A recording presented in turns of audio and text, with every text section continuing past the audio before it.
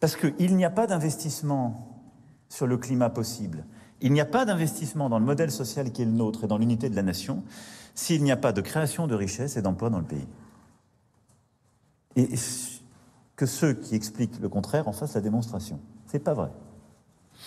Et donc, quand on nous explique que la solution au premier objectif, le climat, ce serait de désindustrialiser ou de réduire nos objectifs ou de caper, c'est simple. Dans ces cas-là, ils font un choix, qui est un choix contre le modèle social.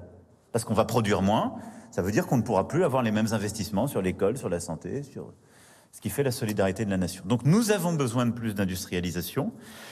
Là, ça a été rappelé à l'instant par Monsieur le Président de la métropole de maire de Dunkerque dans des termes très clairs et qui ont touché dans sa chair son territoire et une région qui m'est tout aussi chère qu'à lui, et c'est vrai.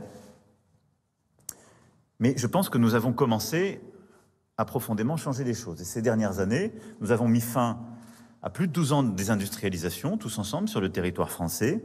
Alors ça a été le fruit de réformes, de choix d'attractivité, de choix aussi collectifs de réindustrialisation que vous avez portés, et qui, parce qu'on a réduit les impôts sur les sociétés, les impôts et également la flat tax, parce qu'on va continuer de le faire avec les impôts de production dans les années à venir, parce qu'on a mis en place des réformes sur justement les freins à l'emploi avec les ordonnances travail, mais aussi la réforme de l'apprentissage, parce que nous avons simplifié la vie des entreprises avec plusieurs textes différents qui ont été portés par ministres et parlementaires présents dans cette salle, parce qu'on a aussi accompagné en termes d'investissement, ça a été rappelé, mais France Relance, c'est 35 milliards d'euros pour l'industrie, au moment où les chocs étaient là, et qu'on a eu aussi une politique et d'attractivité, de soutien à la recherche fondamentale appliquée et à l'innovation qui nous a permis ces 3 dernières années d'être le pays créant le plus de start-up, levant les plus gros tickets et étant numéro 1 en termes d'attractivité malgré la crise.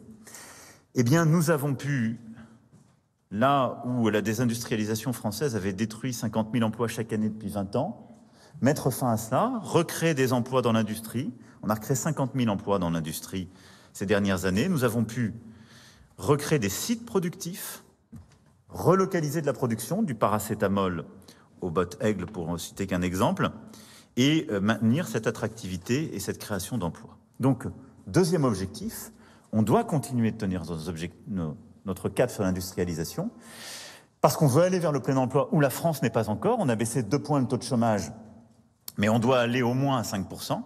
Ça passera par l'industrie, parce que l'industrie tire les autres secteurs. Et on le sait bien, dans les emplois induits, et qu'une société qui est une société 100% de services n'existe pas. Bon. Donc on a besoin de continuer à le faire en ayant une stratégie complète, de la recherche fondamentale à la recherche appliquée, à l'innovation, jusqu'à l'accompagnement industriel dans tous les secteurs. Ça, c'est le deuxième cap que nous continuerons d'avoir, et il est indispensable. Le troisième, c'est celui de la souveraineté. Et je le dis ici aussi parce que nous l'avons vécu au moment de la crise sanitaire, nous l'avons revécu en sortie de crise Covid sur des sujets comme les semi-conducteurs ou d'autres. Nous le revivons aujourd'hui avec les conséquences de la guerre sur l'énergie ou l'alimentation. On ne sera jamais une nation autarcique ou un continent autarcique. C'est impossible et c'est d'ailleurs pas un rêve souhaitable.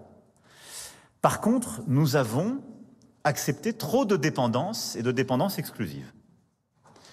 Et donc, ce que nous avons fait depuis maintenant quelques années, c'est réassumer une analyse par chaîne de valeur de notre souveraineté et essayer soit de diversifier au maximum nos dépendances quand elles sont impossibles quand il est impossible de trouver une réponse complète sur certaines terres rares, matériaux rares ou éléments premiers, mais également à relocaliser des parties de chaînes de valeur critiques, avoir une stratégie européenne de production souveraine, ce qu'on a par exemple fait sur les batteries ou sur les semi-conducteurs et qu'on va continuer de développer, ce qu'on a voulu faire sur l'hydrogène, ne pas répliquer en quelque sorte les erreurs du passé, ou en essayant d'atteindre le premier objectif mais en oubliant le deuxième et le troisième, on a eu des stratégies de déploiement de renouvelables qui ont fortement créé de la dépendance à l'égard d'industriels chinois ou autres.